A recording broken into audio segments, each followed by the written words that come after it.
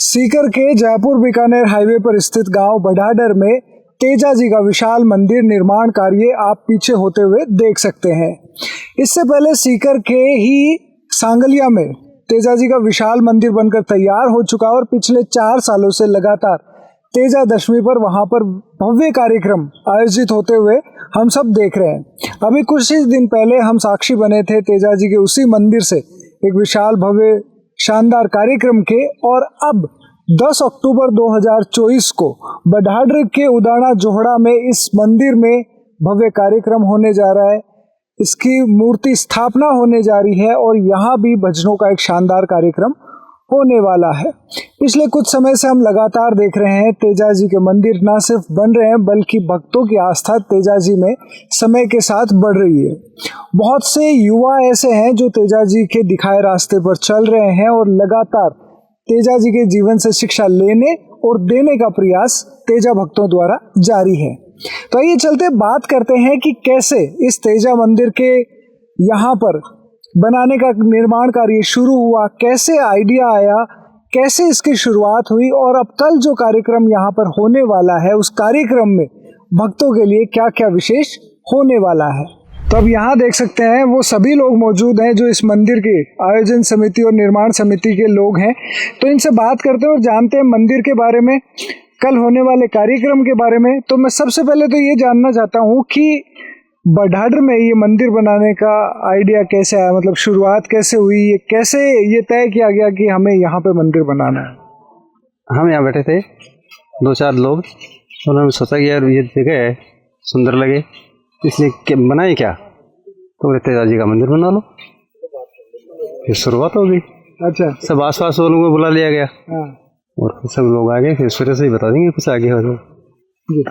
सूर्य जी आप बता दीजिए, यही जो बात इन्होंने कही है उसका थोड़ा सा और रस लेके हमें बता दीजिए, थोड़ी विस्तार से बता दीजिए कि कैसे इतने बड़े भव्य मंदिर की नींव रखने का सुझाव दिया गया, लिया गया और उस पर फैसला लिया गया, कैसे हुआ।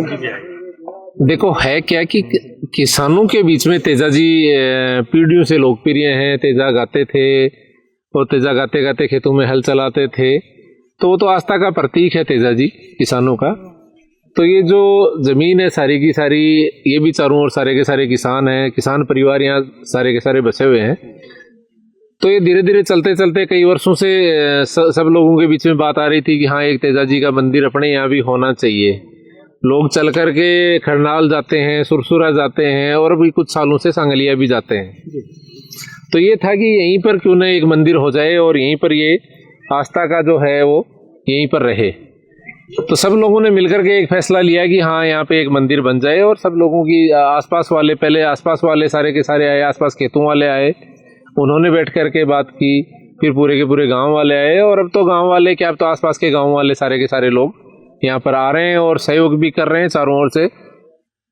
कल इस मूर्ति का अनावरण हो जाएगा, यहाँ पे एक भव्य कार्यक्रम भी होगा। सारे मौजूद लोग जो पूरे जिले से हैं, जिले के बाहर से भी जो मौजूद लोग हैं वो सारे के सारे लोग आएंगे। अब कार्यक्रम में आने से पहले मैं जानना चाहूँगा कि जैसे ये ज़मीन भी है, निर्माण हुआ है, तो इसमें भी बहुत पैसा लगा है। आपने बता दिया कि सहयोग हुआ है, किस तरीके से हुआ है, ये सब चीज़ों को कैसे मैनेज किया गया है। और क्योंकि मंदिर तो अभी बना है तो इसमें आगे भी अभी और खर्चे होने हैं, काफ़ी सारी चीज़ें लगनी है। जैसे हम सांगलिया वाले को देख रहे हैं कि जिस दिन पहला कार्यक्रम हुआ था और आज जो कार्यक्रम हो रहा है तो उसमें भी काफ़ी फर्क आ गया। तो क्या आगे की योजनाएं हैं, कैसे ये सारा पैसा आप जमा कर रहे हैं, कैसे खर्च हो रहा है। देखो ये सारा काम आपसी सहयोग से हो रहा है, सारे लोग मिलकर के कर रहे हैं। ये जिस दिन से शुरुआत हुई थी उस दिन से लगातार 3 महीने हो गए। आप 24 घंटे यहाँ पे देखोगे तो यहाँ पे 5 लोग, 10 लोग, 15 लोग, 20 लोग हमेशा आपको मिलेंगे। आप सुबह चाहे 6 बजे आ जाओ, चाहे रात के 12 बजे आ जाओ। तो ये आपसी सहयोग है। इस सहयोग से ही सारा कुछ मिलकर के, जिसकी जितनी श्रद्धा होती है, जिसकी जितनी हिम्मत होती है, कि जिसका घर अनुमति जितनी देता है, वो उन लोगों ने उतने उतने पैसे सबने लगाए। किसी ने श्रमदान किया, किसी के पास जो साधन थे, जो कुछ भी जिसके पास जैसा कुछ हो सकता था वो सब मिलकर के ये हो रहा है। ये जो रूप देख रहे हो इससे आगे आगे बढ़ता जाना है। आगे आगे यहाँ पे सारी की सारी, चाहे वो बच्चों की बात हो, चाहे युवाओं की बात हो, चाहे बुजुर्गों के लिए कुछ पार्क वगैरह हो, गार्डन वगैरह हो या खेलों के मैदान हो, वो भी सारी चीजें यहाँ पर होनी है। अच्छा, भविष्य में ये योजनाएं भी है। बिल्कुल। ओके, तो बहुत बढ़िया बात है कि मतलब गांव के जो युवा हैं, बुजुर्ग हैं, उन सबको ध्यान में रखते हुए मंदिर के साथ बाकी इस तरह की सुविधाएं भी लाई जाए। हाँ, रचनात्मक गतिविधियां जरूरी होती हैं। और बड़ाडर ऐसी जगह पे आ गया जहाँ पे न शहर रहा और न गांव रहा, इसलिए सारी सुविधाएं यहाँ हो, बच्चों के लिए हो, बुजुर्गों के लिए हो, अच्छी जगह हो, बैठने की भी जगह हो, श्रद्धा के साथ साथ ये चीजें भी साथ साथ में यहाँ पर हो जाएं, ऐसी यहाँ के लोगों की सबकी सोच है। और इस सोच को इम्प्लीमेंट होते टाइम नहीं लगेगा, क्योंकि सब लोग यहाँ पे लगे हुए हैं। ऐसा कोई दिन नहीं गया होगा जिस दिन यहाँ आसपास के किसी घर से कोई आदमी यहाँ पर आकर के नहीं गया होगा। बहुत बढ़िया। अच्छा, तेजा जी जैसे आपने बताया कि किसानों के देवता हैं और अब तो सब लोग उन्हें पूजते हैं, उनके मंदिरों में भी जाते हैं और लगातार तेजा जी को मानने वाले, सुनने वाले और जानने वालों की संख्या बढ़ रही है। तेजा जी के जीवन की क्या ऐसी खास बातें हैं जिनको सबसे ज्यादा लोग पसंद करते हैं और उसके दिखाए रास्ते पे उनकी वजह से चलने की कोशिश करते हैं? देखो, 2-3 चीजें होती हैं इसमें। तेजा जी तो व्यक्ति तो थे, लेकिन उनके कर्मों ने उनको महापुरुष बनाया, उनको पूजना पड़ा। उन्होंने किसकी गायों की, दूसरों की गायें थी, उनकी गायों की रक्षा के लिए और अपने वचन देकर के उस वचन को निभाने का जो काम किया, वही चीजें इन लोगों को जोड़ती हैं। किसानों का भी यही होता है। आप देखोगे कि किसान जो ताकतवर होता है उसके किसान सामने खड़ा मिल जाएगा आपको, उससे लड़ने के लिए उतारू हो जाएगा, किसी की सहायता करने के लिए किसान आगे चला जाएगा। तो वही किसानों के जैसे देवता थे वैसे ही किसान है। और अब तो मिलकर के चलो, अभी तो एक दौर तेजा जी का चल रहा है, नए नए लोकगीत भी आ रहे हैं। लोगों के कोई भी समारोह है, छोटा मोटा भी घर में होता है, कहीं भी होता है, तो अपन डीजे पे भी देखेंगे और घरों में भी देखेंगे। आजकल तो सोशल मीडिया का जमाना, वहाँ भी देखेंगे। तो तेजा जी को काफी पॉपुलर है इस समय। बिल्कुल जी, बहुत धन्यवाद। अब मैं आपसे जानना चाहता हूँ, कल जो कार्यक्रम होने जा रहा है, इस कार्यक्रम की आप जानकारी दीजिए। क्या क्या होगा, कैसा होगा, कैसे लोग आ सकते हैं, कौन आ सकता है, कौन नहीं आ सकता है, सारी जानकारी। हमने जो पहले किया था, पहले तो अमराराम जी इन्वाइट किया है, पवन सिंह डोटासर आएंगे, हरिराम रणवा आएंगे, सुभाष महरी आएंगे, सिका मील आएगी और जितने भी नेतागण हैं सबको हमने इनविटेशन दिया है। उनको स्थानीय विधायक को बोला है। स्थानीय विधायक तो आएंगे, सारे आएंगे और जितने नेता हैं उनको सबको जाके इनवाइट किया है और सब ने बोला कि जरूर आएंगे यहाँ पे। और जो हमने जो पार्टी तय की यहाँ पे, जो वीणा कैसेट्स वाले आएंगे यहाँ पे। अच्छा। और एक तेजा गायन की पार्टी आएगी और एक काल बिले नृत्य जैसे मिल से आएगी। तो मतलब ये सब लोग आ रहे हैं और ये इस तरह की बड़ी पार्टियां आ रही है, तो उम्मीद कर सकते हैं कि बहुत ही बढ़िया रंगारंग कार्यक्रम होने वाला है। बहुत ही रंगारंग कार्यक्रम होगा, बहुत ही अच्छा कार्यक्रम होगा। ऐसा नहीं है कि जो कोई ऐसा नहीं देखे कि बहन बेटी एक साथ में बैठ के बाप बेटी सब देख सकते हैं इनका प्रोग्राम। ये बहुत बढ़िया बात है। स्वामनी का है कुछ? हाँ, स्वामनी का प्रोग्राम है ना। स्वामनी कल सुबह अखंड जोत आएगी सुरसरा से, आज शाम को जाएंगे वहाँ से, सुबह यहाँ से लेकर आएंगे और यहाँ 8 बजे पहुँचेंगे। 8 बजे के बाद में यहाँ से डीजे घोड़ी ऊँट से लेकर सज धज के यहाँ पे आएंगे 10 बजे बाद हमारा यहाँ पे होम चालू होगा। हवन के बाद में 12:15 बजे खनाल के जो पुजारी हैं और एक भाषिणा धाम के पुजारी हैं वो आके मूर्ति का अनावरण कराएंगे उनका। अच्छा।